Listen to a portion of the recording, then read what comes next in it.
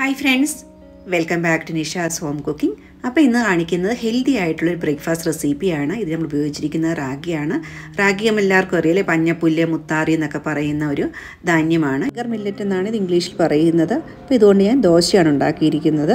നല്ല crispy and tasty ആയിട്ടുള്ളൊരു ദോശയാണ്. പിന്നെ നമ്മളറിയാമല്ലോ, കുഞ്ഞുങ്ങൾക്ക് ആദ്യം നമ്മൾ കുറുക്കി കൊടുക്കുന്നവരുടെ ആദ്യത്തെ ഭക്ഷണം തന്നെ ഇതുകൊണ്ടുണ്ടാക്കുന്ന കുറുക്കാണ്.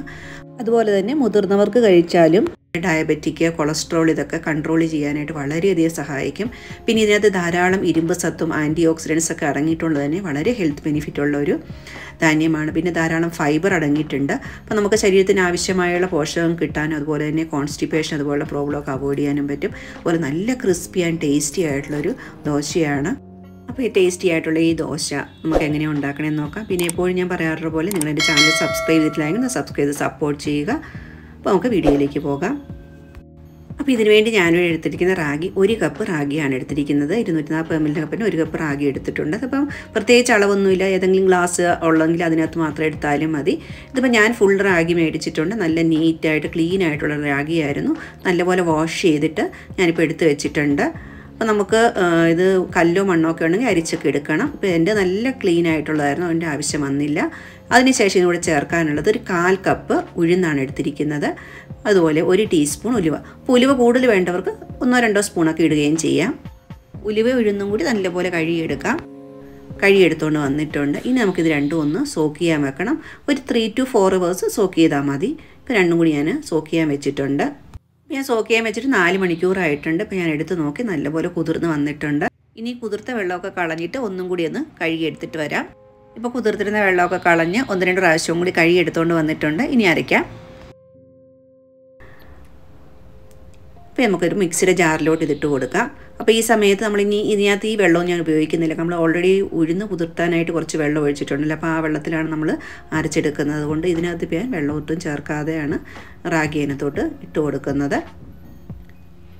അപ്പോൾ അതിനുശേഷം നമ്മൾക്ക് ഇനി ഉഴുന്നും കൂടി കുതിർത്ത് വെച്ചിരിക്കുന്ന ഉഴുന്നും ഉലുവയും കൂടി ഇതിനകത്തോട്ട് ചേർത്ത് കൊടുക്കാം.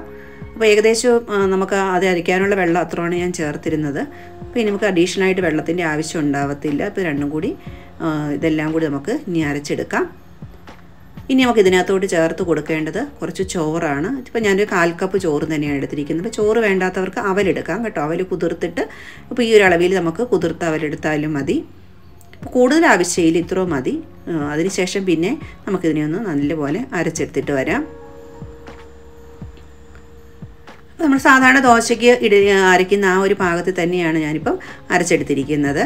ഇനി ഞാൻ ഇതിനകത്തോട് കുറച്ച് ഉപ്പും കൂടി ചേർത്ത് കൊടുക്കുകയാണ്. അപ്പോൾ ഞാൻ ലേറ്റായിട്ടാണ് അരയ്ക്കുന്നത്, അതുപോലെ നല്ല തണുപ്പുണ്ട്. അപ്പോൾ ഞാൻ വിചാരിച്ച് പൊങ്ങി കിട്ടിക്കോട്ടെ വിചാരിച്ചിട്ടാണ് ഉപ്പും കൂടി ഇട്ടിട്ട് നമുക്കിതൊന്നും കൂടി ഒന്ന് അരച്ചെടുക്കാം.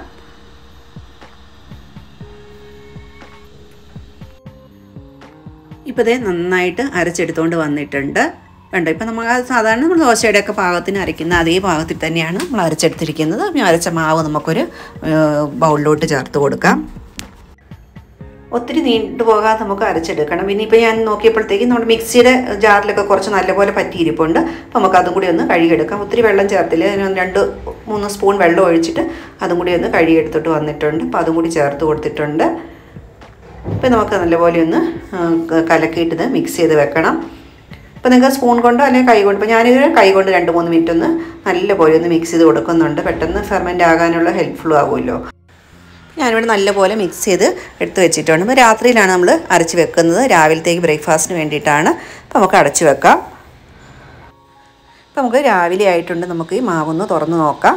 കണ്ടോ, ആവശ്യത്തിന് നല്ലപോലെ പുളിച്ച് വന്നിട്ടുണ്ട്. അത്യാവശ്യത്തിന്, കാരണം നമ്മൾ ഇഡലി ദോശയൊക്കെ ആ രീതിയിൽ അത്ര അങ്ങ് പൊങ്ങിയിട്ടില്ല. എങ്കിലും നമുക്ക് ഒരു ആവശ്യത്തിനുള്ള പുളിപ്പ് വന്നിട്ടുണ്ട്. കാണുമ്പോൾ തന്നെ അറിയാമല്ലോ, ആ ഒരു ടെക്സ്ചർ കാണുമ്പോൾ അറിയാം. അപ്പോൾ നമുക്കിനി എല്ലാം ഉപ്പും ഒക്കെ ഇട്ട് വെച്ചിരിക്കുന്നത് കൊണ്ട് ഇനി നമുക്ക് നേരെ ഉണ്ടാക്കിയാൽ മതി. നീട്ടമൊക്കെ കറക്റ്റാണ്, വേറെ കൂടുതൽ. ഇനിയിപ്പോൾ ഇച്ചിരി നീട്ടം കുറവാണെങ്കിൽ നിങ്ങൾ 1-2 സ്പൂൺ വെള്ളവും കൂടി ഒഴിച്ചിട്ട് ദോശ, നമുക്കറിയാമല്ലോ ദോശക്കല്ല് ഇച്ചിരി പരത്തണമെങ്കിൽ ഇച്ചിരി ഒരു കറക്റ്റ് ആ ഒരു കൺസിസ്റ്റൻസി തന്നെ ആയിരിക്കണം. ഇപ്പോൾ ഞാനൊരു തവ വെച്ചിട്ടുണ്ട്. അപ്പോൾ അതിനകത്തോട്ട് കുറച്ച് ഓയിൽ സ്പ്രെഡ് ചെയ്തിട്ട് ഇച്ചിരി വെള്ളമൊക്കെ ഒഴിച്ച് ചൂടൊക്കെ കറക്റ്റാക്കി വെച്ചിരിക്കുകയാണ്. അപ്പോൾ ഞാനൊരു 1.5 തവിയാണ് അതിന് ഒഴിച്ചു കൊടുക്കുക. അപ്പോൾ നമ്മുടെ ആവശ്യത്തിന് അത് മാവ് ഒഴിച്ചു കൊടുത്ത് നമുക്ക് എത്രത്തോളം കട്ടി വേണം രീതിയിലൊക്കെ കഴിക്കാം. പിന്നെ നല്ലപോലെ തിന്നാക്കി, എത്രത്തോളം തിന്നാക്കി പരത്താൻ പറ്റും അതുപോലെ നമുക്ക് പരത്തിയെടുക്കാം. പിന്നെ ഇപ്പം ഈ രീതിയിലല്ല, കട്ടിയുള്ള ദോശ ഉണ്ടാക്കണവരാണ് ആ രീതിയിൽ ഉണ്ടാക്കാം കേട്ടോ. അപ്പോൾ ഞാൻ ഇത്തിരി തിന്നായിട്ടുള്ള ദോശയാണ് ഉണ്ടാക്കുന്നത്. അപ്പോൾ നല്ലപോലെ ഇങ്ങനെ പരത്തി കൊടുത്തു. അപ്പോൾ പെട്ടെന്ന് തന്നെ അതിൻ്റെ താഴെ ഇങ്ങനെ മുകളിങ്ങനെ ഡ്രൈ ആയി വരും. അപ്പോൾ നമുക്ക് അതിൻ്റെ പുറത്തോട്ട് കുറച്ച് നെയ്യ് തേച്ച് കൊടുക്കും. ഞാൻ നെയ്യാണ് തേച്ചത്. അങ്ങനെ അല്ലാത്തവർക്ക് വേണമെങ്കിൽ ഓയിൽ, നമ്മുടെ ഈ നല്ലെണ്ണയൊക്കെ ഉണ്ടല്ലോ, അത് വേണമെങ്കിലും പരട്ടി കൊടുക്കാം. കുറച്ചും കൂടി ഇട്ടിട്ട് അതൊന്ന് ചെറിയ തീയിലിട്ടൊന്ന് മൊരിച്ചെടുക്കുകയാണ്. എന്നിട്ട് നമുക്ക് തിരിച്ചിടാം. സാധാരണ ദോശ ഉണ്ടാക്കുന്ന പോലെ തന്നെയാണ് കേട്ടോ, അതുപോലെ തന്നെ എടുത്തിട്ട് ഓക്കെ. പിന്നെ ഇതുകൊണ്ട് ഈ ദോശയിൽ എനിക്ക് തോന്നിയതുകൊണ്ടല്ലോ, നമ്മൾ ഈ നല്ല ചൂട് ദോശ ഇങ്ങനെ കഴിക്കണമെങ്കിൽ കറി പോലും ഇല്ലാതെ നമുക്കിങ്ങനെ കഴിക്കാൻ പറ്റും. അത്ര നല്ല ടേസ്റ്റുള്ളൊരു ദോശയായിരുന്നു. ഫസ്റ്റ് ടൈം ഞാൻ ട്രൈ ചെയ്തുകൊണ്ടായിരിക്കാം എനിക്ക് ഇത്രയും തോന്നിയത് അങ്ങനെയൊക്കെ. അപ്പോൾ നമ്മുടെ ടേസ്റ്റി ആയിട്ടുള്ള ദോശ ഇപ്പോൾ റെഡി ആയിട്ടുണ്ട്. അപ്പോൾ ഞാൻ ഇതിൻ്റെ കൂടെ ഇപ്പോൾ ചമ്മന്തി സാമ്പാറും ഒക്കെയാണ് സെർവ് ചെയ്തത്. അപ്പോൾ എനിക്ക് തോന്നി ഇതിൻ്റെ കൂടെ നോൺ വെജ് ഒക്കെയാണ് നന്നായിട്ട് പോകുന്നുണ്ടായിരുന്നു. അപ്പോൾ ഇതിൻ്റെ പുറമൊക്കെ കണ്ടില്ലേ, കറക്റ്റ് നല്ല ടെക്സ്ചറാണ് കിട്ടിയിരിക്കുന്നത്. കാണാനും അതുപോലെ കഴിക്കാനും നല്ല ടേസ്റ്റ് ഉണ്ടായിരുന്നു.